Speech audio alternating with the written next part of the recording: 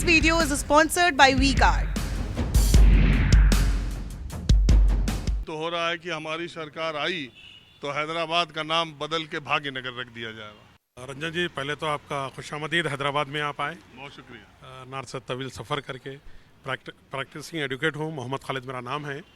तो यहाँ पर आप जो रुझान चल रहा है उस पर भी बोलूँगा, आपका जो सवाल है उस पर भी बोलूँगा। आप बोले कि हैदराबाद का नाम भाग्यनगर कर रहे हैं, और ये भ्रम फैला जा रहा है कि पहले इसका भाग्यनगर था, नहीं था। बल्कि नॉर्थ के जो लोग आते थे यहाँ पर हिंदुस्तान में, आप हर किस्म के लोग आए, राजस्थान से मिलेंगे, आपको बिहार से मिलेंगे, यूपी से मिलेंगे, दिल्ली से मिलेंगे, हर जगह के लोग यहाँ पर आके अपनी ज़िंदगी गुजार रहे हैं। वो इस शहर को खुशकिस्मत भाग्या समझते, इस हिसाब से वो एक भाग्यनगर निकल गया, वो फेमस हो गया, जबकि कोई ऐसा तारीख में नहीं है। आप रिकॉर्ड देखिए। अब रही दूसरी बात, यहाँ पर मैं ये रुझान जो चल रहा, क्योंकि मैं एडवोकेट हूँ, कोर्ट फिरता हूँ, डिस्ट्रिक्ट फिरता हूँ, तो आपको दो तीन चीज़ें बता रहा हूँ जो मुनफरिद है तेलंगाना की दीगर रियासतों से। सबसे पहली बात यह है कि तेलंगाना बनने के बाद KCR साहब यहाँ के चीफ मिनिस्टर बने, और मेरा कोई TRS से ताल्लुक़ नहीं है और ना मैं पूरी तरीके से उनसे मुत्तफ़िक़ हूँ। लेकिन यहाँ का जो सबसे बड़ा मसला आपको पूरे हिंदुस्तान में नहीं मिलेगा, यहाँ डिजिटल सर्वे कराए लैंड का। जिस तरीके से एक पासपोर्ट होता उस तरीके से एक पासबुक मिलती। आज मैं देख रहा हूँ कि ज़मीनों के कोई मसले नहीं है सिवाय रंगारेड्डी और हैदराबाद छोड़ के। उसके बाद की तमाम ज़मीनों का एक जामे सर्वे हुआ, करीब 1923 में निज़ाम कराए थे, उसके बाद हुआ सर्वे, और तमाम को पासबुक दे दी गई डिजिटल। तो ज़मीनें महफूज हो गई किसान की। पहला काम ये हुआ। दूसरा काम यह है कि आप जैसा थोड़ा करेक्शन कर रहा हूँ, एकड़ को 10,000 रुपये मिल रहे हैं, यानी कि 2 हिस्सों में मिलते हैं 5-5 हज़ार। ये किसान को इसलिए दिया जाता कि वो फसल को उसके ताल्लुक़ से इमदाद मिले, ताउन मिले, और इसका बहुत अच्छा एफर्ट है। उसके अलावा आप देखेंगे छोटे छोटे गांव में जहां पर धनगर है, कलाल है, यानी कि जो सेंधी वगैरह, यानी हर सेक्शन ऑफ लाइफ में कुछ ना कुछ यहाँ पर तेलंगाना बनने के बाद मदद मिल रही है, जिससे लाइफ बेटर हुई है। ये एक रियलिटी है। अब जो हवा चल रही है कि कांग्रेस आ जाएंगी, ठीक है, टाउन्स में कांग्रेस का असर हो रहा है। I really like it, yeah. Stabiliser का खर्चा? टॉप एंड LED टीवी है, स्टेबलाइजर की जरूरत ही नहीं है। अच्छा, फिर तो उसकी जरूरत पड़ेगी। इतनी महंगी टीवी लेकर स्टेबलाइजर नहीं लोगे तो फिर प्रार्थना की जरूरत तो पड़ेगी ही ना। सिर्फ एक फ्लक्चुएशन आपकी महंगी LED टीवी के पार्ट्स को डैमेज कर सकता है। उसे सुरक्षित रखें V-Guard स्टेबलाइजर के साथ। V-Guard, India's number 1 stabiliser. BJP का असर हो रहा है, लेकिन एक्चुअली जो वोट्स है, मैं समझता हूँ 60 से 70 सीट TRS लेंगी, 30 से 40 कांग्रेस लेंगी। और अभी जैसा बात आ रही, पार्टी वाइज बात आ रही, तो वोट के हिसाब से थर्ड पार्टी बीजेपी है। वोट के हिसाब से आप MLA सीट के हिसाब से देखेंगे तो वो जाहिर है 4-5 लेंगे तो चौथे नंबर पे आ जाएंगे। लेकिन वोट शेयरिंग के हिसाब से थर्ड पोजीशन पे, पहले पे TRS है। कांग्रेस का वोट बैंक ज़रूर बढ़ा, लेकिन इतना नहीं बढ़ा कि मैंने समझता हूँ कि वो हुकूमत कायम कर सकेंगे। और उसके बाद जो तीसरे है वो बीजेपी का वोट है, चौथे पे मजलिस का वोट है। और बताइए। आपने इतनी बात कह दी जी। मुझे तो कई लोगों ने कहा कि जैसे कि सारे स्टेट में ज़मीनों की रजिस्ट्री और सारी चीज़ें करने के लिए आपको रजिस्ट्री शुल्क देना पड़ता है, रजिस्ट्रेशन फ़ी देनी पड़ती है। वो तो कॉन्स्टिट्यूशन इंडिया का है, वो तो इनके हाथ में नहीं है। स्टैम्प फ़ी देना पड़ता है।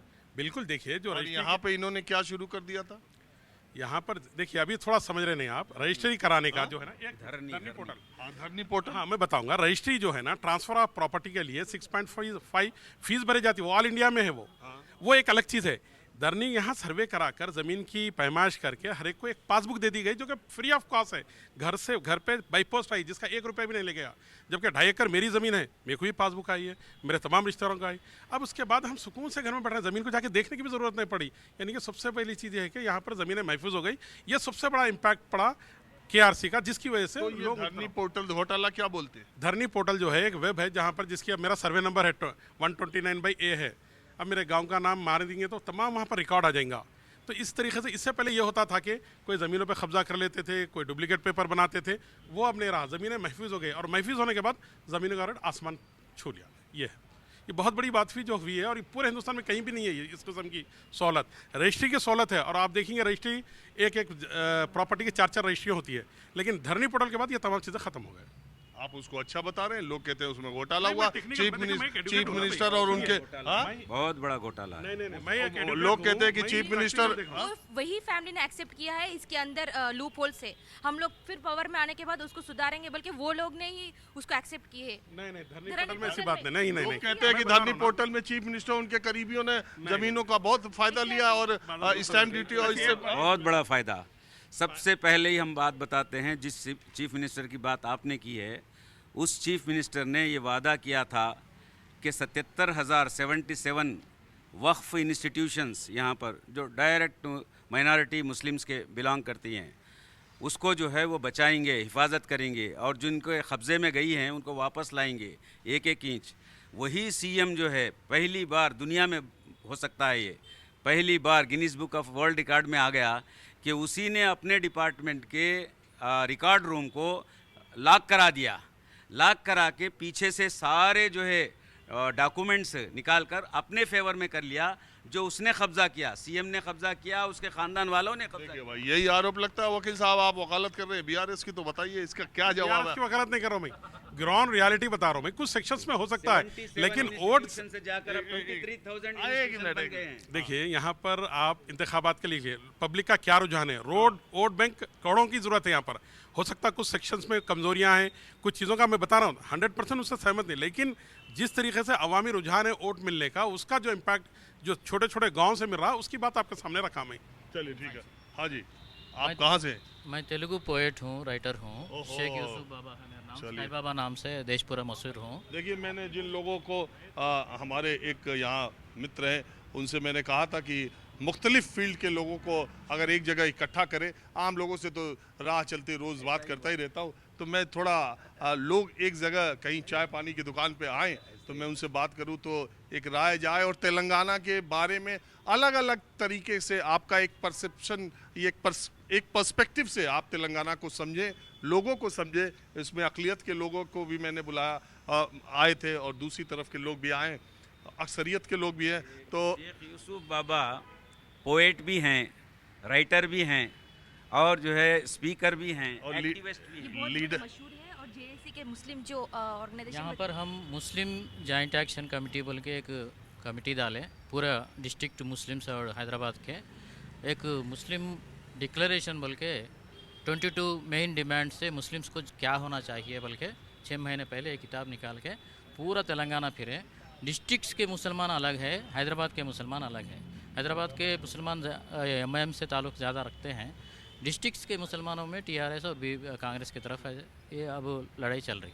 तो हमारा जो ऑब्जर्वेशन है, ये डिस्ट्रिक्ट्स के मुस्लिम्स पूरे 90% से ज़्यादा अब पूरा कांग्रेस की तरफ चले गए, क्योंकि 9 साल से जो केसीआर वादे करे हैं एक वादा भी पूरा नहीं करे, धोखा दिए हैं मुसलमानों को, पूरा पॉलिटिकल रिप्रेजेंटेशन भी बहुत कम कर दिए हैं।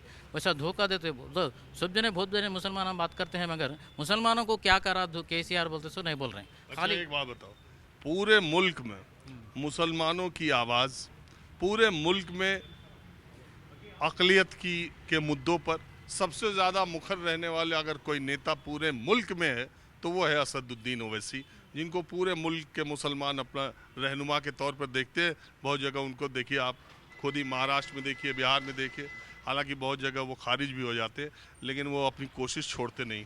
आप बोल रहे हैं कि वही यही केवल महदूद है हैदराबाद तक और तेलंगाना के दूसरे ज़िलों में उनकी कोई पूछ नहीं। और एक बात और कि मैं बताना ये भूल गया, एक बात और कि हैदराबाद जो गढ़ है, तेलंगाना जो गढ़ है असदुद्दीन ओवैसी का, वो 118 सीटों पर सिर्फ 9 सीटों पर चुनाव लड़ते हैं। और जब वो बिहार जाते हैं, जब वो गुजरात जाते हैं, जब वो उत्तर प्रदेश जाते हैं, तब वो 60 सीटों पर, 15 सीटों पर, 18 सीटों पर, 25 सीटों पर चुनाव लड़ते हैं। और जहां खानदानी तौर पर उनका गढ़ है, जहां पॉपुलेशन 45% कहीं कहीं है, वहाँ पर सिर्फ 9 सीटों पर, 9 तो इस बार लड़े, नहीं तो 7 ही पर लड़ते हैं। तो ये भी एक अजीबोगरीब बात है। मुस्लिम रिप्रेजेंटेशन की तरफ से एक एमपी रहने के नाते उन्होंने जिस मसलों पे उन्हें बात करना पड़ेगा, मीडिया के सामने जाते अच्छा बात करते, वो खुशी की बात है। मगर ये पूरे माहौल में, ये पूरे मसलों में जो उत्तर प्रदेश में और बिहार में और जो क्या बोलते गुजरात हो या पश्चिम बंगाल में हो, ज़्यादा सीटों पे लड़के वहाँ क्या करे सबको समझ में आ गया देश पूरे में। इसलिए कर्नाटक के मुस्लिम्स इनको वहाँ पर ज़्यादा कॉन्टेस्ट नहीं करने दिए। यहाँ पर भी वही दबाव आया था पुरानी बस्ती से, और हम जेएसी की तरफ से भी ज़्यादा सीटों पे लड़ने की कोशिश करें तो हम ज़रूर उनको खिलाफ बात करेंगे। बल्कि इसलिए और ये माहौल जो बदल के है, इसलिए भी उन्होंने सिर्फ 9 सीटों के तक। आपको क्या लगता है कि इस बार वकील साहब आप भी हाई कोर्ट के वकील हैं, मुझे बताया, तो आपका क्या रुझान है इन चुनाव को लेकर? रुझान किस अंदाज में, किस तरफ? नहीं, जो चर्चा चल रही है तेलंगाना को लेके, बीआरएस को लेके, कांग्रेस को लेके, बीजेपी को लेके, एमआईएम को लेके, कांग्रेस जो लगातार कह रही है ये तीनों मिले हुए अब हमें आने दो। देखिए, मेरा बोलना और सोचना ये है, चूँकि हम लोग वकला है तो हमको कोई कभी कास्ट, रिलीजन या जोन कभी नहीं पूछा। हम अगर कॉम्पिटेंट है तो ऑर्डर मिला, कभी कॉम्पिटेंट है तो भी ऑर्डर नहीं मिला। मेरे को ऐसा दिखता है कि इस कंट्री में 2 रिलीजन है, एक अमीर और एक गरीब।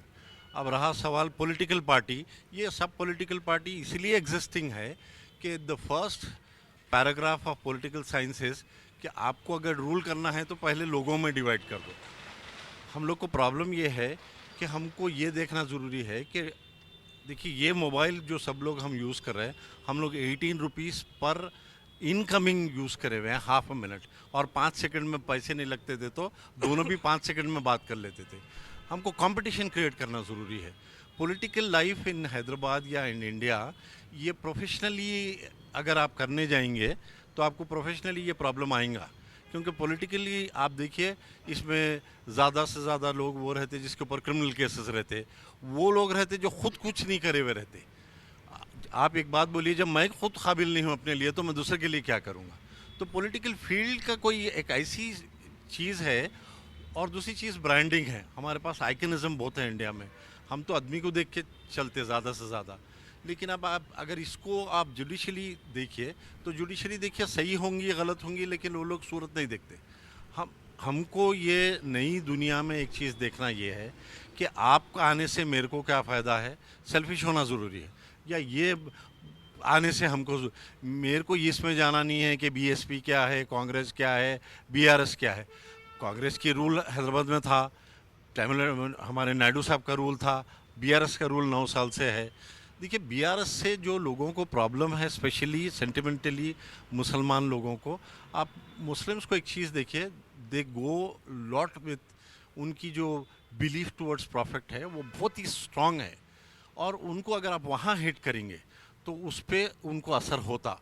और ये कोई एक पार्टी को तो इंडिया में मालूम है कौन सी है, वो आप देखिए, आप चले, और वो आप बार बार वो लोग उस जगह हिट करते।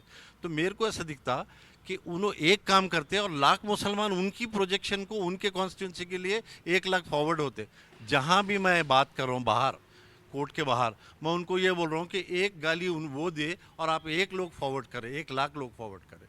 वो करना बंद कर दीजिए, उनकी फ्री की एडवर्टाइजिंग हो रही। तो कहीं ना कहीं एक बात तो ये है कि हम रिलीजियसली बेंट हैं, हालांकि 2014 से पहले तो नहीं था। हम तो स्कूल में थे तो हमारे किसी बच्चे को नहीं मालूम था रिलीजन के बारे में बहुत ज़्यादा। जैसे जैसे बड़े हुए फॉलो करते गए। इशू वो नहीं है, इशू ये है कि अगर मेरे को करके कोई देता, मेरे साथ के वकला में कोई करके देता, कोई नहीं बता सकता कि वो वकील हिंदू है, मैं मुसलमान। ये कहाँ आती? जहाँ पे बेनिफिट है। तो आपको ये बेनिफिट को कट करना पड़ेगा, लोगों को वो करना पड़ेगा। आपको This video is sponsored by WeGuard.